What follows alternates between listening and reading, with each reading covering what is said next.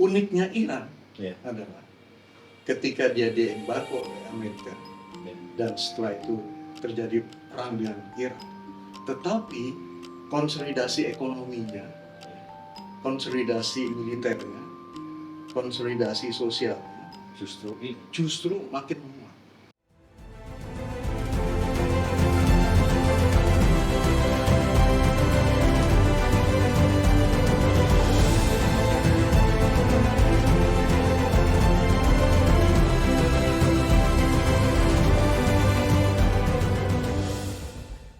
Selamat datang di channel Obrolan Kebangsaan bersama saya Joko Kanigoro. Kita akan bahas isu tentang geopolitik yang sekarang lagi tren. Itu yang lagi tren sekarang ini adalah soal perang Iran dan Israel. Dan kita kedatangan kawan. Dia adalah Bapak Abdul Khalik Ahmad. Beliau ini selain menjadi Wakil Ketua Umum Partai Gema Bangsa, tapi juga menjadi pengamat Timur Tengah. Nah, perang Iran-Israel ini memang banyak diprediksi sejak lama bahwa ini akan terjadi karena Iran ini menjadi salah satu negara yang memang diharapkan oleh negara yang melawan Israel itu untuk menjadi ujung tombak perlawanan terhadap agresor Israel. Nah, tetapi memang yang menjadi menarik itu soal bagaimana Iran ini di luar dugaan, artinya kekuatan militernya, bahkan kekuatan ekonominya itu juga di luar prediksi masyarakat seluruh dunia, bahwa Iran ini kan sudah diembargo puluhan tahun, dia sudah diisolasi, dan selama bertahun-tahun melakukan perang terhadap Irak dan lain-lainnya, tetapi secara ekonomi dan secara militer Iran ini masih sangat kuat. Dan kita akan berbincang dengan Bapak Khalik. Sebenarnya Iran ini siapa dan apa dan sejauh mana kekuatan militer maupun ekonomi Iran itu menghadapi serangan dari Israel yang dibantu oleh Amerika. Pak Khalik, Ya, selamat datang. selamat sore. Selamat sore Pak Khalik ini. Pak Khalik, ini kan sekarang ini yang di luar dugaan, Pak, bahwa Iran ini cukup berani melawan Israel yang waktu itu kita prediksi bahwa alat perang Israel itu kan sangat luar biasa. Jadi kalau Iran ini kan kita lihat kan, bayangan kita Iran ini sudah diembargo bertahun-tahun, ya kan? Terus dia itu juga melakukan perang dengan Irak itu kan juga bertahun-tahun. Nah, kan dalam produksi senjata ini kan pasti kan ya sangat terbatas kan, Pak. Tapi ternyata di luar dugaan, justru ketika menghadapi Israel sekarang ini justru malah kita tahu bahwa ternyata persenjataan Iran ini juga sebenarnya sangat kuat. Dan secara ekonomi mereka itu sudah justru makin settle. Artinya Iran ini kan yang diisolasi kan dia harus mandiri, harus bisa menyelesaikan persoalan regional kan, ketika secara internasional terlalu tertutup. Jadi menurut Pak Khalik, Iran ini gimana itu? Iya. Jadi Iran ini sebuah negara berdarat yang unik, Mas Joko. Pertama, Iran itu adalah dulu sebelum dipimpin oleh Khomeini itu kan dulu monarki di bawah Syahiran Reza Pahlavi ini. Monarki, dan kemudian sebenarnya tatanan kehidupan masyarakatnya sudah baik karena modernisasi dilakukan oleh Syahiran. Tetapi yang dilupakan adalah bahwa modernisasi yang dilakukan itu tidak berdampak pada penurunan kesenjangan sosial. Jadi antara yang berpunya dengan yang papa Ya. itu jaraknya besar sekali. Sehingga dengan begitu maka muncul ketidakpuasan publik. Dan itu lama prosesnya, setahun demo besar-besaran. Ya, Jadi mulai 1 Januari 1978 sampai dengan 7 Januari 79 itu baru dilakukan gerakan reformasi lah kalau ya, kita di Indonesia. Dan itulah yang memicu yang namanya yang dikenal sebagai revolusi Iran. Gitu. Jadi dengan gerakan revolusi itu kemudian Iran berubah dari monarki menjadi republik. Ya. Republik Islam. Republik Islam. Pada saat Iran berubah menjadi republik, Ya. bersama dengan itu juga datanglah yang namanya embargo dari Amerika. Ya. Karena yang ditumbangkan oleh rakyat Iran itu adalah koloninya, Amerika. sekutunya Amerika. Karena dulu Iran itu sangat bergantung pada bantuan ekonomi dan militer Amerika. Jadi begitu digulingkan, maka yang terjadi adalah Amerika melakukan boykot terhadap Iran. Tidak lama dari itu, setahun kemudian terjadi perang antara Iran dengan Irak. Urusan perbatasan. Nggak tanggung-tanggung, 8 tahun. Jadi munculnya perang ini memang setelah revolusi. Iya, setahun setelah revolusi. Ya.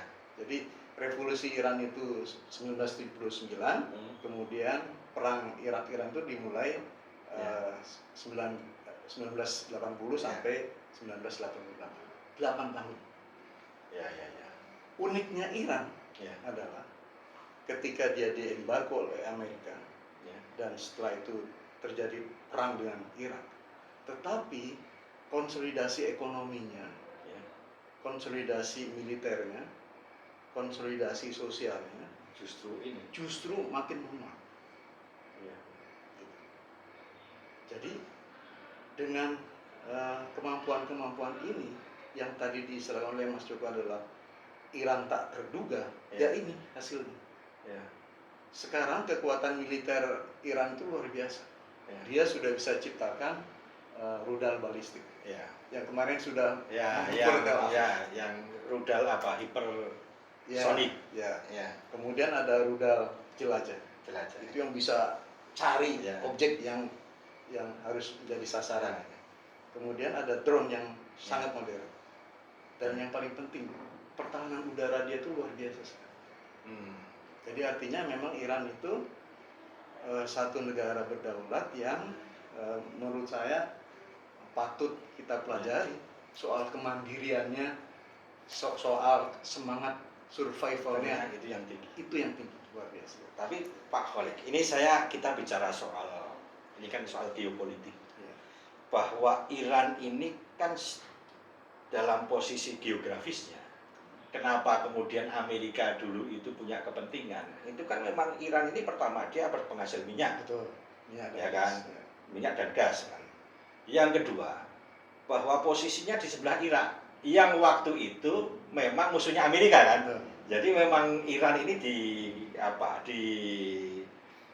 dipelihara oleh Amerika.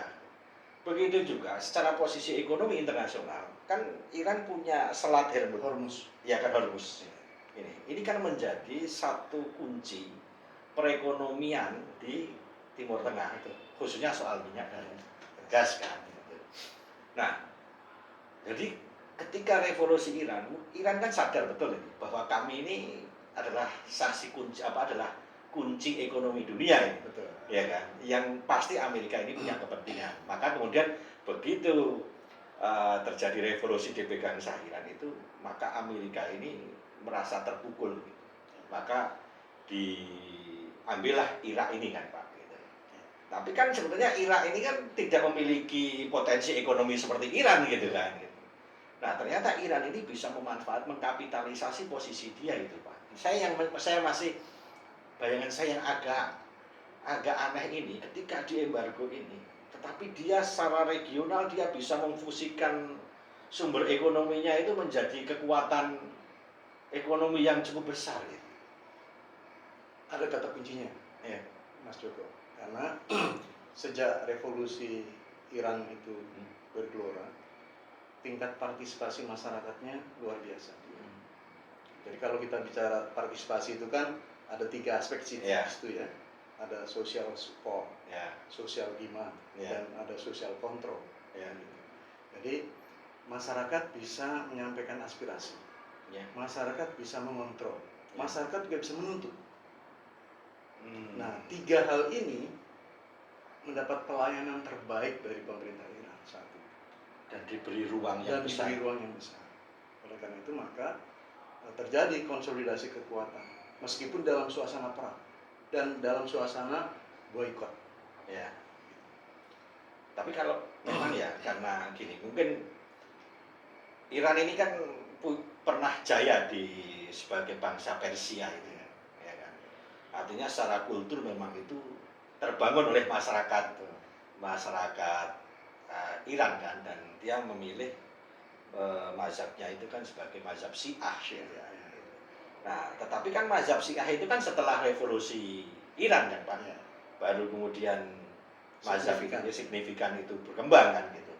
Nah, saya melihatnya bahwa ternyata Iran ini dia bisa mengkapitalisasi sumber dayanya, baik sumber daya manusianya maupun sumber daya alamnya itu, ya kan, dalam situasi yang memang diciptakan dalam situasi kayak darurat gitu. Ini kan paling sulit, Pak. Betul. Ya kan, di embargo, ya kan, perang, ya kan, perangnya itu jangka tahun-tahun, Pak, 8 tahun sama Irak kan, itu kan, dan itu, nah dalam situasi perang ini dia bisa mengelola ekonomi regionalnya itu sangat luar biasa.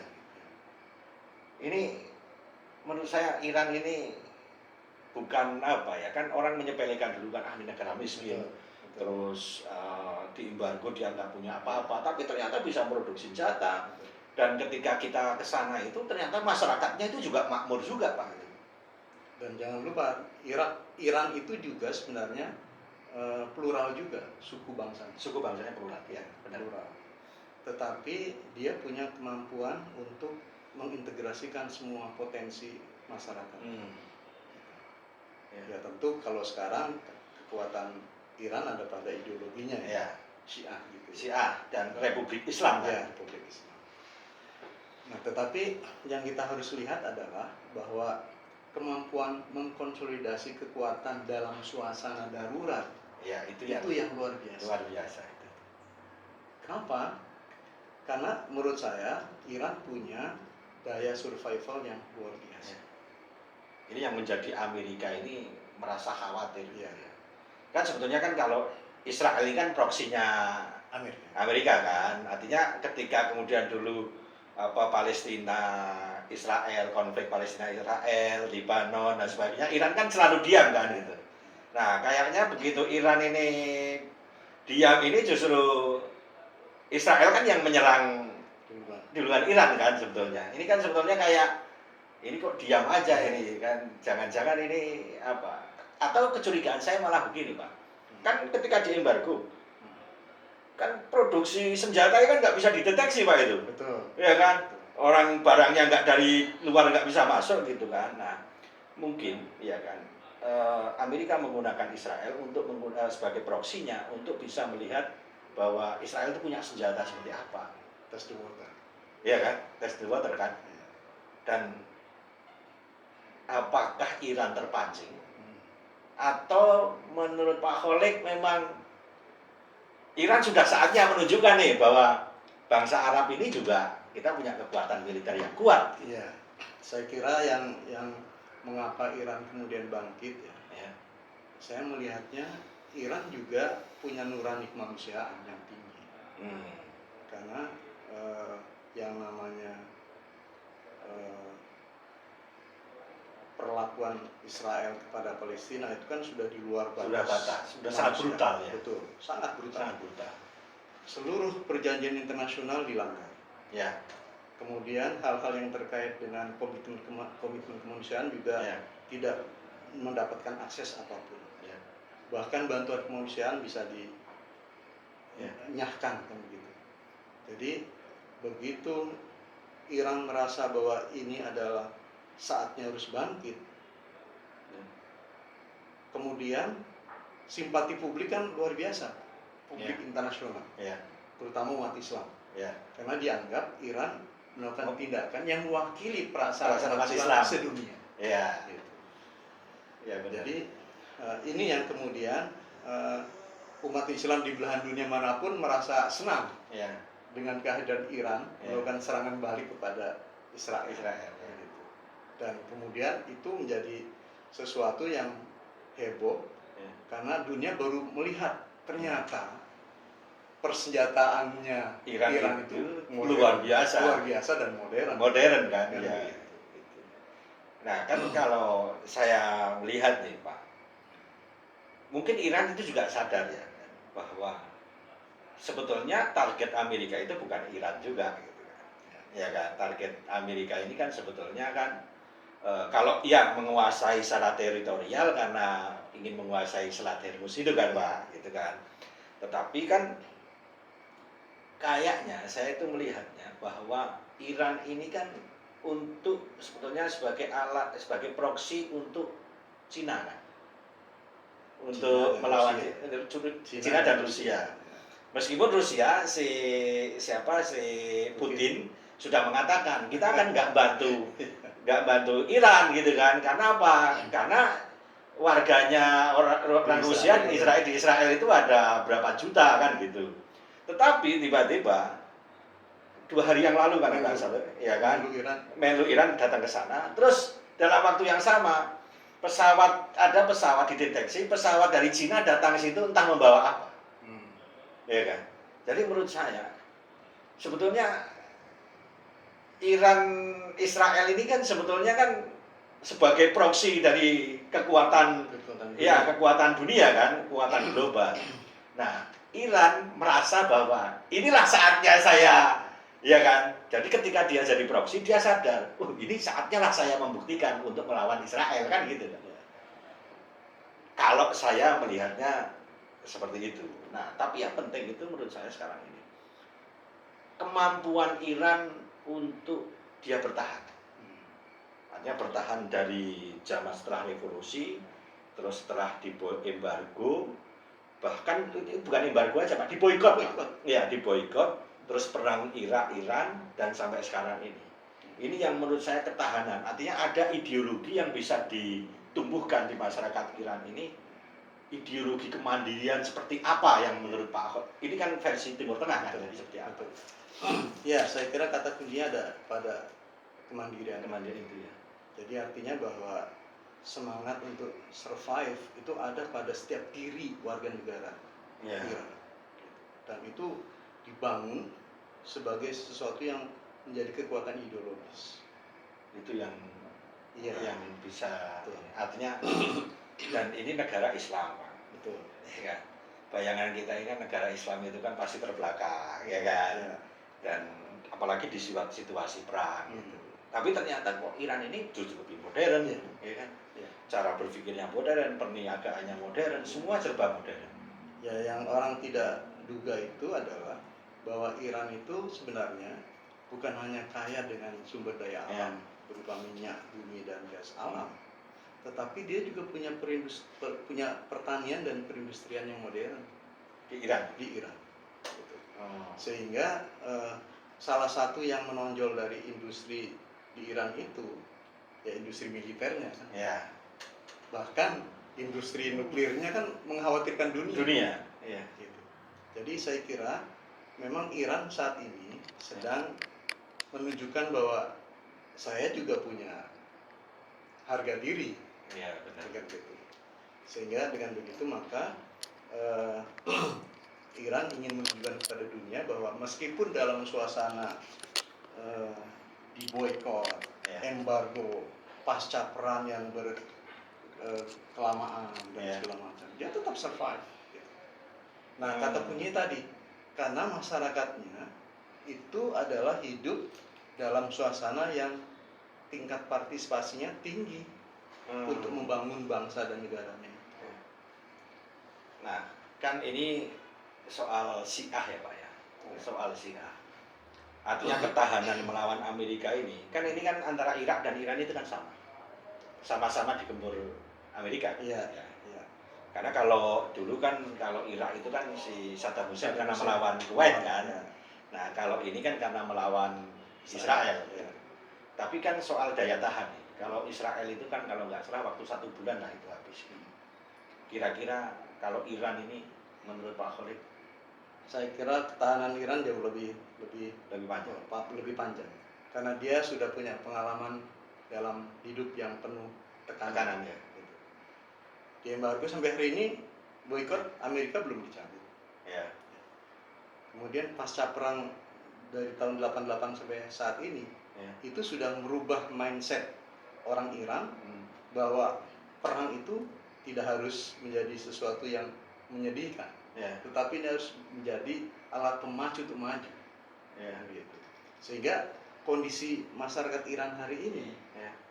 dari sisi keilmuan luar biasa.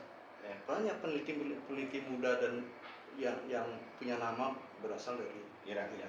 Di dunia sains di dan sains teknologi itu luar biasa. Kemudian di dalam dunia pendidikan juga sangat luar biasa, maju sekali. Ya. Karena sistem di Iran itu sistem pendidikan memang gratis lah. Ya. Jadi mulai dari taman kanak-kanak sampai perguruan Ya, tinggi itu bebas Ya. SPP kan gitu. Ya. Kemudian sistem ekonominya dibangun juga dengan cara memanfaatkan keunggulan-keunggulan yang ada. Kemudian yang paling penting diversifikasi ekonomi. Ya. Jadi tidak melulu berfokus pada minyak dan gas. Jadi kalau Iran itu selain minyak dan gas itu Ada produksi potensi pertanian, domestiknya ada pertanian, ada industri. Oh, gitu. Ya antara lain pertanian itu kurma ya. Ya, dan gandum kan. Gandum. Ya. Dan hari ini kita masih kerjasama dengan Iran untuk urusan impor Kurma dan gandum. Kurma itu ya. khususnya kurma. Ya. Gitu. Jadi nilainya lumayan besar kan gitu. Ini yang menjadi fondasi ekonomi Iran. Ya. Ketika dia diembargo minyak, maka di sektor pertanian dia kembangkan. Di sektor industri juga dikembangkan. Ya. Gitu. Terutama industri militer karena dia merasa bahwa kalau dia tidak kuat secara militer, Ya. maka sistem keamanan regionalnya terganggu. Bahkan sistem keamanan nasionalnya juga akan terganggu. Nah, kalau ini kan soal soliditas nasionalisme ya. Artinya soliditas nasionalismenya ini kan bagi saya Iran ini cukup luar biasa. Jadi artinya di tengah gempuran ya kan, di tengah gempuran ini masyarakat ini secara unity Irannya ini, Iran unity-nya ini masih tetap terjaga. Ini apakah memang karena faktor Syiahnya atau memang karena kan di situ kan walaupun Syiah tapi kan ternyata juga suku-sukunya banyak Pak. Bahkan yang sekuler itu juga di Iran itu juga banyak. Tapi dia plural kan. Tapi soliditasnya itu masih terjaga. Ya, memang salah satu yang memacu kemajuan Iran hari ini itu adalah basisnya nilai-nilai agama. Jadi value yang membekas dan mendasari dan kemudian mendrive orang untuk maju itu adalah basisnya nilai-nilai agama. Ya. Jadi salah satu nilai yang bisa menjadi pegangan itu adalah bahwa apapun yang dilakukan itu adalah ibadah. Ya. Selain adalah untuk memajukan negeri. Ya, benar Kan gitu. Ya. Jadi ketika orang berniat untuk memajukan negerinya, itu sekaligus ibadah juga. Ada nilai ibadah di situ. Ya. Itulah kemudian yang menjadikan masyarakat Iran berpacu untuk bisa meningkatkan partisipasi. Ya, kalau kan Iran ini kan posisinya itu kan berseberangan dengan Yordania, dengan Arab ya kan, tetapi kan Yordania, Arab ini seolah-olah ini tidak tidak peduli dengan problem Israel Palestina, Israel Libanon, Israel ini.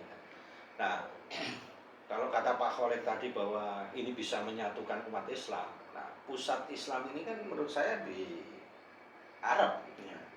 Tetapi justru masyarakat Arab lah yang tanda kutip itu justru dianggap melindungi Israel gitu kan. Walaupun semua orang tahu bahwa Israel ini proksinya Amerika aja di situ kan gitu. Nah, ini yang menurut saya apakah karena faktor mazhab antara Syiah, Sunni dan sebagainya, atau karena sebetulnya masing-masing itu punya kepentingan soal sumber daya itu. Saya kira lebih kepada soal Sumber daya. ya.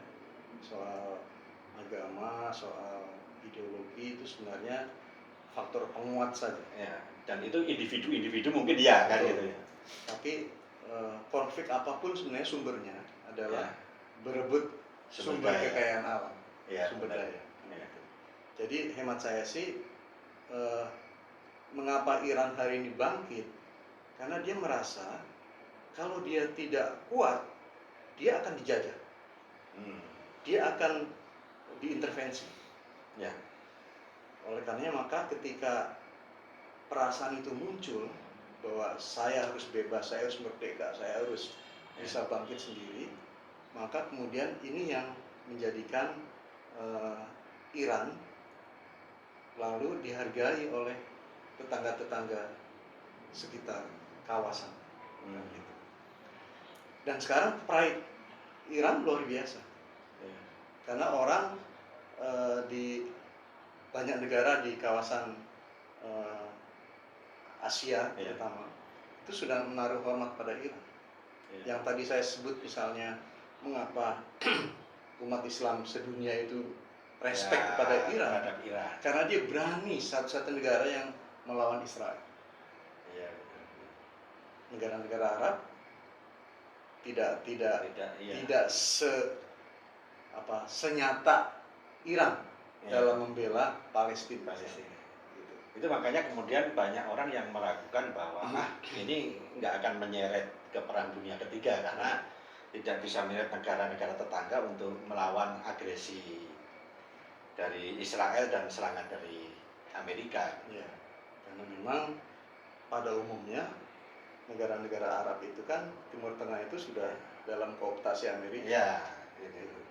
Jadi kalau Iran kemudian melakukan perlawanan yang luar biasa dan kemudian diwujudkan dalam bentuk serangan balik ke Israel, ya itu sudah merupakan satu tamparan sebenarnya. Ya, dan Amerika kan juga kemarin begitu dia menyerang ya kan, ternyata pangkalan militer di Syria, bahkan di mana itu, di pangkalan-pangkalan militer di Qatar, apalagi Amerika kan justru diserang sama Iran kan. Mungkin Trump juga kaget juga loh, ini ternyata berani juga, makanya dia memimpin gencatan senjata itu gitu. Ya kan? Tapi sepihak. Ya. Menteri Luar Negeri Iran nggak pernah menyatakan berdamai dengan Iran. Iya, tapi kan Trump setelah menyerang itu memang dia mengusulkan untuk gencatan senjata. Mungkin bagi Amerika bahwa ini ternyata nyali Iran ini berbeda kan gitu. Nah, satu, yang kedua mungkin ini menjadi test in the water nih. Ini ketika kita serang bagaimana kekuatan militer. Oh, ternyata masih kuat nih.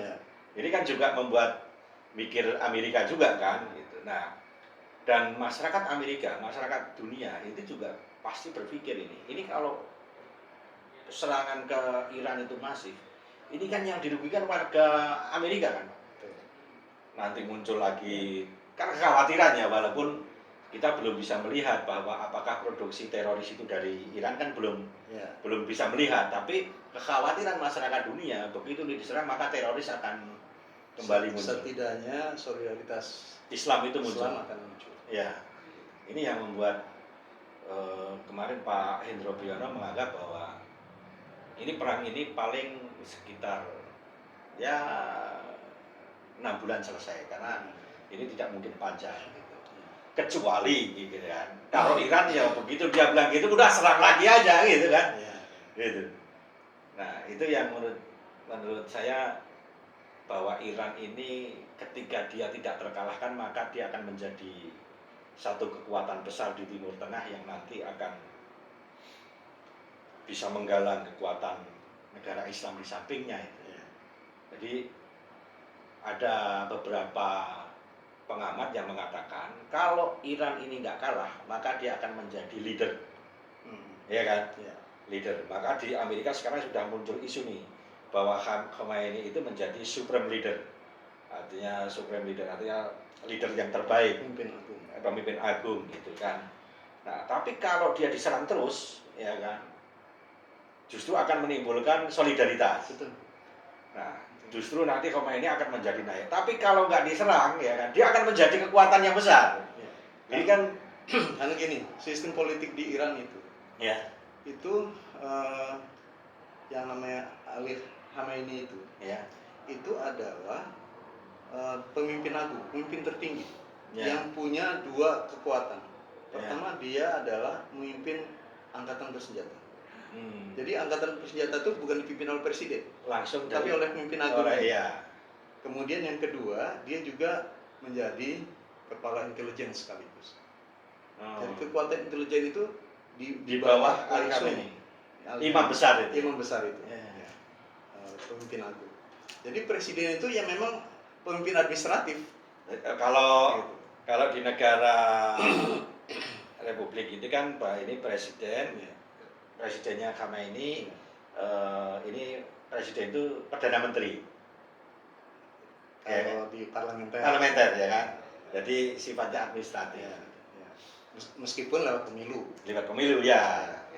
Di Iran juga pemilihan presiden lewat pemilu. Lewat pemilu kan. Ya. Tetapi bahwa kepercayaan pemimpin agung itu tetap Ya. secara absolut Ya. di imam Dia besar. panglima tertinggi. Ya. Panglima tertinggi angkatan bersenjata dan Ya. sekaligus pemimpin tertinggi intelijen. Dan itu yang membuat solid ini, Pak. Betul. Artinya karena di pemilu bolehlah orang berbeda pendapat. Betul.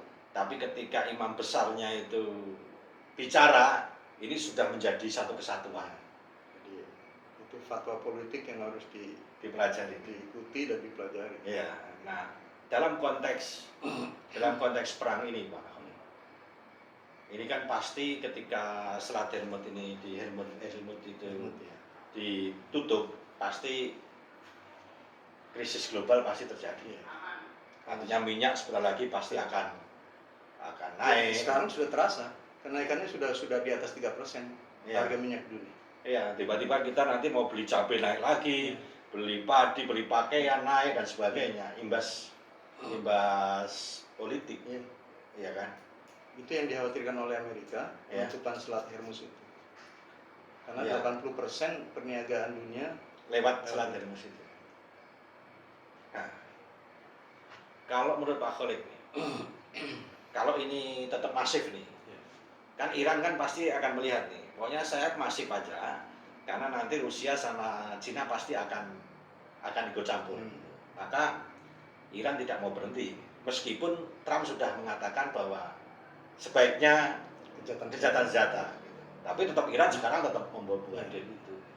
Saya kira memang Iran tidak akan berhenti untuk melakukan serangan ke Israel. Ya. Sepanjang Amerika Ya. juga tidak menarik diri dari dukungan ke Israel. Ya. Jadi sepanjang Amerika memberikan support ke Israel, Iran akan tetap melakukan serangan. Ya. Dan Iran ini udah belajar soal psikologi pemimpin Amerika kan. Betul. Begitu kita digertak takut maka dia akan terus menyerang, tapi begitu digertak enggak gitu, maka dia akan defensif gitu. Dan Iran sudah punya modal sosial yang luar biasa. Ya. Jadi suksesnya revolusi Iran itu ya. Itu modal sosial yang luar biasa. Ya. Jadi tidak mudah untuk menundukkan Iran itu tidak mudah. Ya, kan harapannya Amerika ini kan krisis Iran ini akan memicu revolusi. Ya. Maka kemudian anaknya Riza Pahlavi ini kan yang di Perancis sudah mulai ngomong untuk mengusir ini kan, gitu kan. Nah, memang gaya-gaya Amerika kan Betul. seperti itu kan. Jadi dia membuat krisis, terus dia numpangi, ya kan, kemudian jadi revolusi. Kira-kira menurut Pak Khalid ini berhasil nggak upaya Amerika untuk menggulingkan Saya Iran ini? kira Iran bukan Afghanistan. Beda. Beda jauh. Afghanistan boleh saja diporak-porandakan oleh Amerika dan menjadi boneka Amerika sekarang. Ya. Tapi Iran tidak. Karena dilihat dari modal sosialnya, dilihat dari proses ideologisasinya, Iran jauh lebih matang. Pak Khalid, ini kan kunjungan Pak Prabowo ke Rusia ini. Ini kalau dalam kacamata pandangan Pak Khalid ini, apakah ini satu isyarat bahwa pemerintah Indonesia ini akan mendukung Iran? Saya kira kita berprasangka baik ya pada presiden kita. Kunjungan Pak Prabowo ke Rusia, saya kira juga membawa misi damai. Ya. Jadi paling tidak ya Rusia jangan cawe-cawe lah. Ya. Karena kalau Rusia udah cawe-cawe nanti perang dunia ketiga akan terjadi kan gitu. Jadi sebagai upaya lobby kepada Rusia untuk saya kira begitu. Ya. Jadi untuk lebih mendinginkan situasi, ya mendorong Rusia untuk tetap bijak dalam posisi politik internasionalnya, karena dia kan juga punya hak veto sama seperti Amerika. Ya. Jadi dengan begitu maka diharapkan kunjungan Pak Prabowo ke Rusia itu bisa ikut mendinginkan suasana. Ya, karena dampak perang Rusia Israel. Rusia Ukraina. Itu aja berdampak luar biasa. Ya kan? Tapi kan jauh lebih dampaknya akan lebih dahsyat ketika Iran Israel kan. Betul. Karena kalau Rusia kan soal gas kan, ke Eropa kan dampaknya. Kalau ini kan dampaknya seluruh dunia kan gitu. Betul. Dan mungkin si Rusia udahlah kalian perang aja, bahwa kita dalam menggempur Ukraina, kita justru di luar perhatian dunia internasional kan. Dan menurut saya, apakah ini dampak ke Indonesia ini, kalau misalnya nih perangnya itu kan berlanjut, menurut Pak Khalid apa yang harus dilakukan oleh bangsa Indonesia, oleh negara Indonesia? Ya, saya kira pertama yang perlu kita ambil pelajaran dari perang Iran Israel itu adalah bahwa betapa yang namanya sebuah negara itu penting untuk memperkuat solidaritas sosial. Kemudian yang paling penting juga adalah memperbaiki sistem pendidikan. Karena dengan masyarakat yang sudah terdidik itu relatif bisa untuk memacu lebih cepat ke arah kemajuan. Terbukti Iran. Kemudian yang ketiga adalah, yang paling penting adalah ketahanan ekonomi. Ketahanan ekonomi itu adalah sesuatu yang mutlak harus dimiliki oleh Indonesia dalam situasi apapun.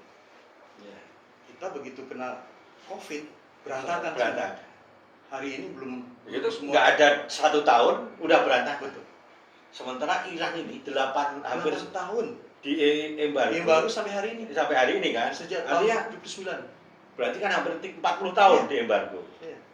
Artinya dalam situasi krisis justru mereka ini punya metode survival yang kuat. Itu yang mungkin salah bagi Amerika itu melihat situasi di Iran itu.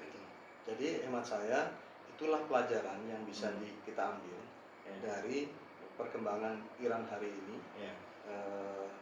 Melakukan, katakanlah dalam situasi konflik dengan Israel. Jadi yang harus kita ambil pelajaran adalah tadi sisi-sisi positif dari Iran itu yang harus kita kembangkan. Kalau saya sih pribadi melihat sama ini orang mengatakan ya orang boleh tua gitu.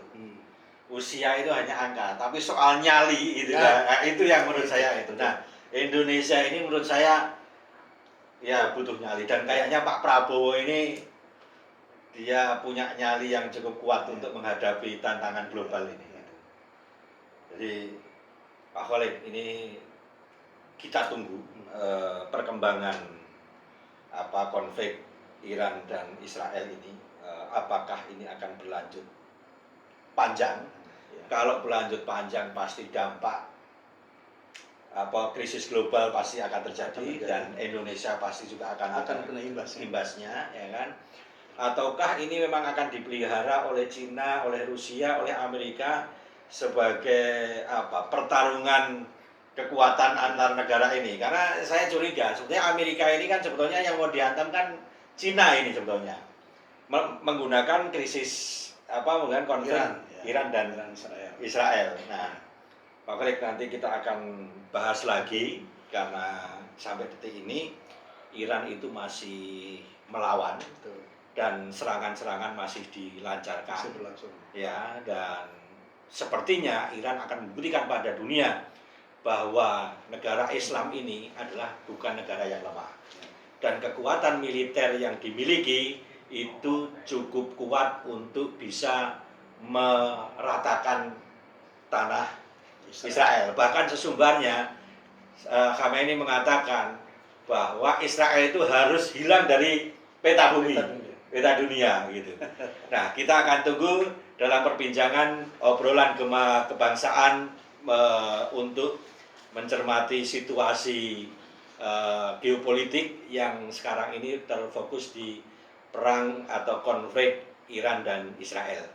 Kita akan bertemu kembali bersama saya Joko Kanigoro dan Pak Abdul Khalik Ahmad. Kita mengucapkan salam take off.